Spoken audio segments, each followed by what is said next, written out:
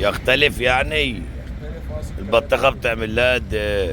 تعمل لها حركه 130 100 جنيه 220 جنيه. ولونها ايه؟ بس وطعمها؟ طب ما نجرب ده ولا ده احسن؟ هي دي بكام؟ دي ب 50. ها؟ 50.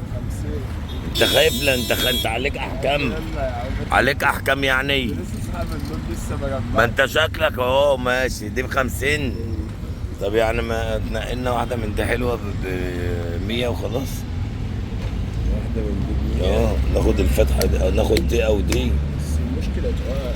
سؤال ازاي؟ يعني في عدى 6 كيلو وفي عامل 5 كيلو 4 كيلو. طيب مش الكيلو ب10 جنيه؟ 20 يا جدع. امال الكيلو بكام؟ 20 والله. ايه خلاص يبقى واحده من دول وخلاص ب100 جنيه.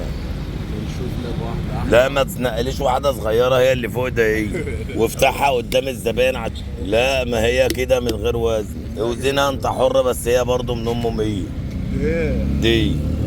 اه عشان نشوف البطيخ ده نظامه ايه. لسه بتصور. 7 كيلو 8 كيلو 10 الا ربع. يعني ب100 جنيه، يعني زي ما قلت لك. يلا يلا ب100 بس، يلا عشان نشوف البضاعة. هي كده. يا عم انا هو بطيخ دهب ولا ايه؟ على كلامك كده هتبقى ب200 جنيه ولا ب180. طيب خلاص خد دي، افتح بس دي وخلاص هنعمل لكم عليها دعاية ب100 جنيه. 100 افتح بس اما تشوف البطيخة عاملة ازاي. يا جدع الوصفة. لا ب100 هتذبح ب100 ازاي يا جدع؟ 115. والله انت.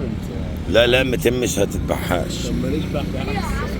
ماشي هات ام 50 جنيه وخلاص. انا كنت عايز اشوف لونه ايه وطعمه ايه بالمره وخلاص. حلو بتهيألي انت جبته قبل. ما شفتوش خالص قبل كده ولا شفت لونه. لما نشوف لك الصرارة ده حلو والله. ايه اللي هناك دي بكام بقى؟ ما انا مش هاخد ب100 برضو الصغيره دي. ب50 زيها زي التانية، يبقى واحده من دي وواحده من دي وافتح.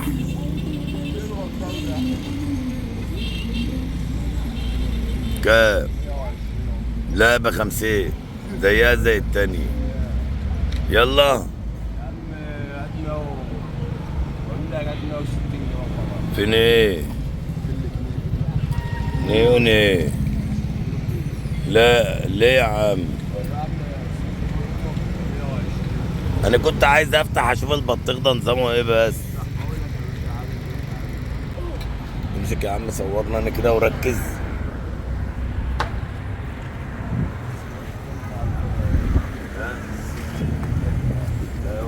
مش عايز انا اخد تفاح واخد عصير عنب وعايز تديني بطيخه، اديني اخد البطيخه اللي الراجل